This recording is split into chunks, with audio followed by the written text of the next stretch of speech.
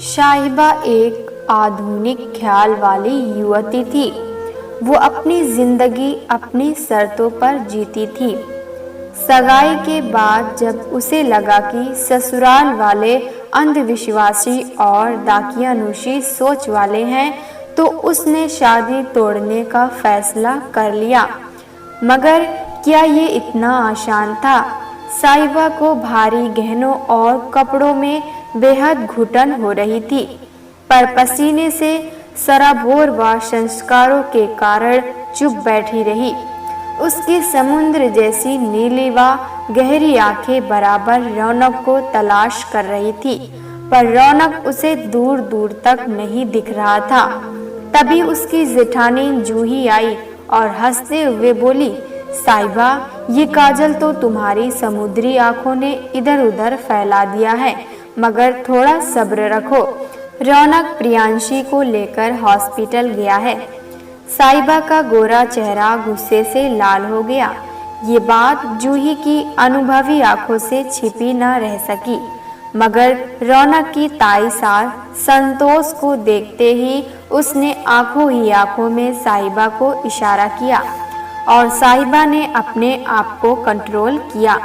ताई सास संतोष ने कहा, अच्छा तो ये अप्सरा लेकर आया है रौनक, वरना तो इतने बड़े बड़े घरों से रिश्ते आ रहे थे। रौनक की मम्मी सुधा बोली, दीदी अब छोड़ो, बस देखना ये है कि रौनक की बहू के कैसे पैर रहेंगे इस घर के लिए। साहिबा और रौनक की मंगनी एक तरह से बेमन से हो रही थी।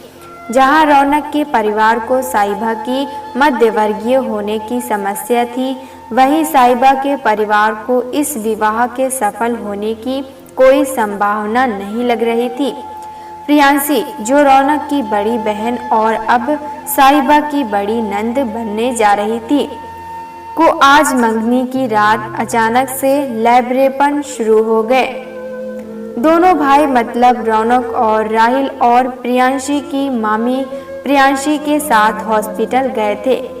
ताई सास आंखों ही आंखों में साहिबा के रूप रंग और मायके से मिले उपहारों को तौल रही थी।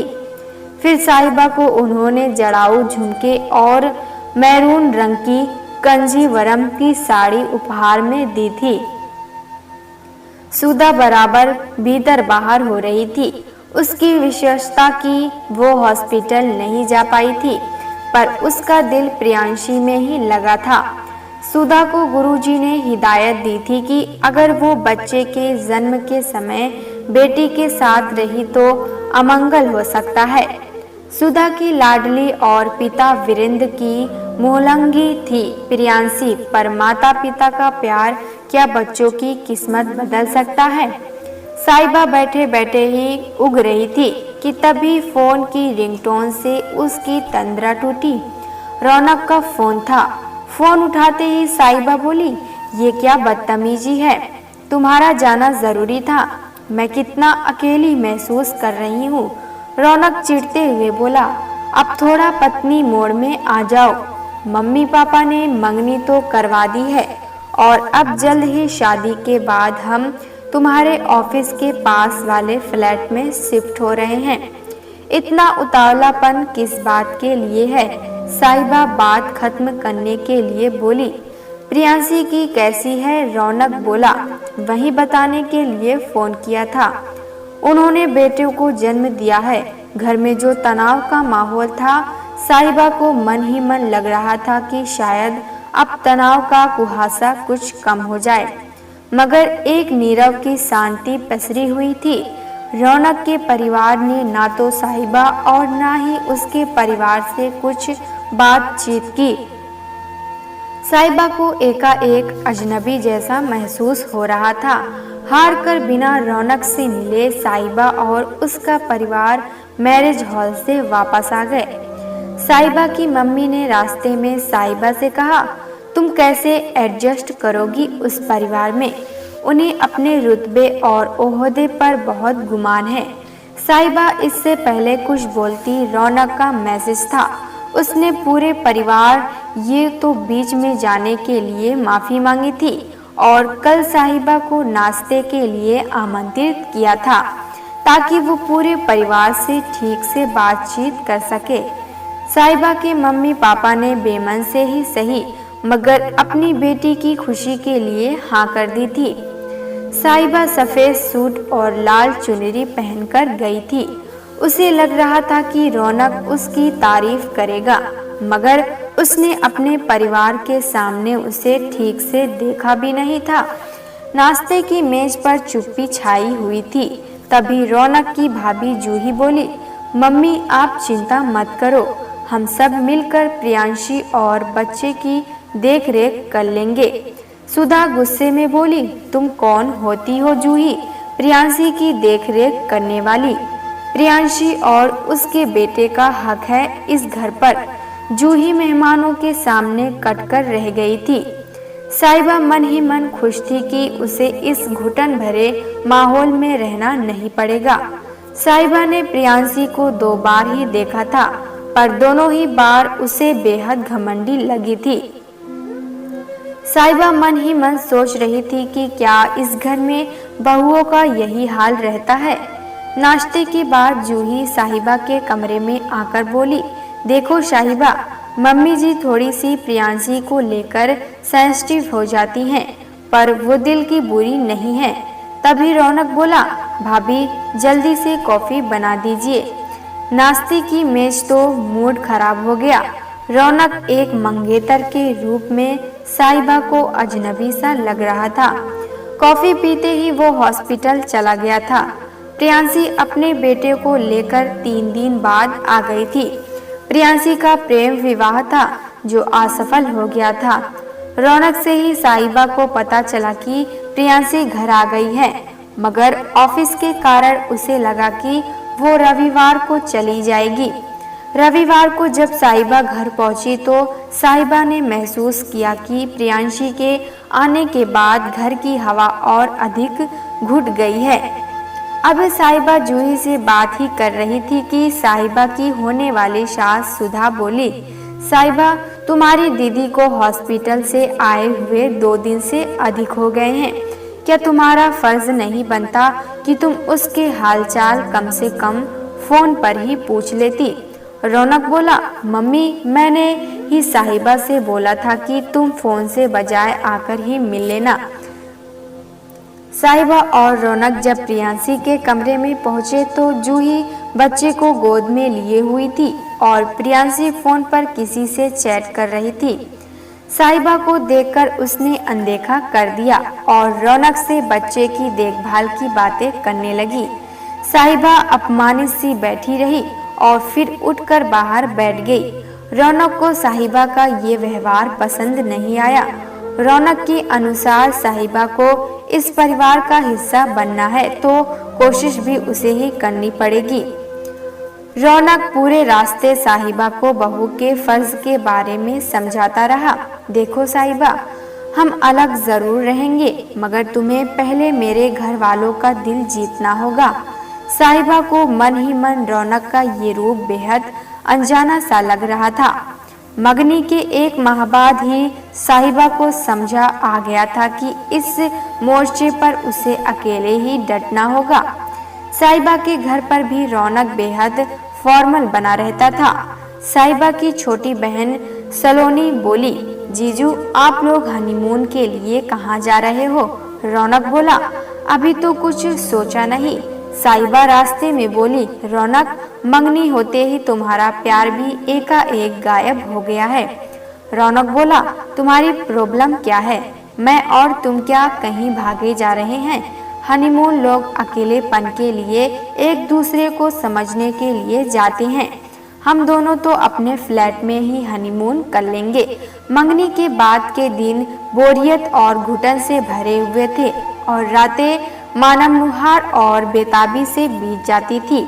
कभी रौनक बिजी होता तो कभी उसका मूड खराब रहता। मंगनी होते ही रौनक की साहिबा से उम्मीदें बहुत बढ़ गई थी।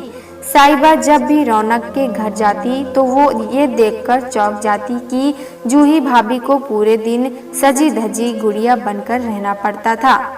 कभी मौसी सास तो कभी बुआ सास तो कभी जेठानी या कोई नंद घर पर बनी ही रहती थी। साहिबा को समझ आ गया था कि रौनक के घर पर शारीरिक थकावट तो नहीं थी, पर मानसिक निष्क्रियता और अधिक थी। साहिबा की होने वाली सास सुधा हमेशा साहिबा को कुछ न कुछ समझाती रहती। साहिबा, तुम शादी के बाद अलग जरूर रहोगी, मगर इस घर के संस्कारों को निभाना तुम्हारी जिम्मेदारी है। बिना नहाए रसोई में कुछ मत पकाना, मंगलवार और शनिवार को अंडा भी मत छूना, और हर पूर्णमासी को घर की बहू मंदिर में सुबह सवेरे खाना देकर आती है। मैं उम्मीद करती हूँ कि तुम अलग रहने पर भी हमारे घर के संस्कारों को भूलोगी नहीं। लिया, तुम्हारा मुंह क्यों सूजा है? मम्मी ने तुम्हें कितने प्यार से चैन गिफ्ट की, मगर नहीं, तुम्हारा तो मुंह ही बना रहा। साहिबा मन ही मन सोच रही थी कि ऐसा क्यों है कि संस्कारों का भार बस औरतों को ही उठाना पड़ता है। विवाह के नाम पर बस औरतों की उड़ान पर ही क्यों लगाम लगाई जाती है? क्यों संस्कारों की घुट्टी बस औरतों के लिए ही है? ये सब सोचते सोचते साहिबा सो गई थी। सुबह जब रौनक सोकर उठा तो देखा साहिबा का मैसेज था, मैं कसौली घूमने जा रही हूँ। मैं शादी के संस्कारों में उलझकर खुद को खोना नहीं चाहती हूँ, इसलिए मैं कुछ दिन अकेले रहना चाहती हूँ। रौनक ने तुरंत साहिबा को फोन लगाया और हंसते हुए बोला, तुम आधुनिक महिलाओं की यही बात होती है, बातें आजादी की करती हो मगर जिम्मेदारियों से भागना चाहती हो। साहिबा ने कहा, मैं सुबह रंगोली रेस्टोरेंट में तुम्हारा इंतजार करूंगी। रौनक रेस्टोरेंट में साहिबा से बोला, ये क्या बचपना है? तुमने मुझसे या मम्मी पापा से इजाजत लेना जरूरी नहीं समझा? साहिबा बोली, रौनक, शादी का मतलब ये तो नहीं कि मैं अपनी खुशी की बागडोर तुम्हारे या तुम्हारे परिवार के हाथों में थमा दूं। ये बात देर से ही समझी, मगर समझ आ गई है। संस्कार के नाम पर अब मैं और अधिक अपना वजूद छलनी नहीं कर सकती हूँ।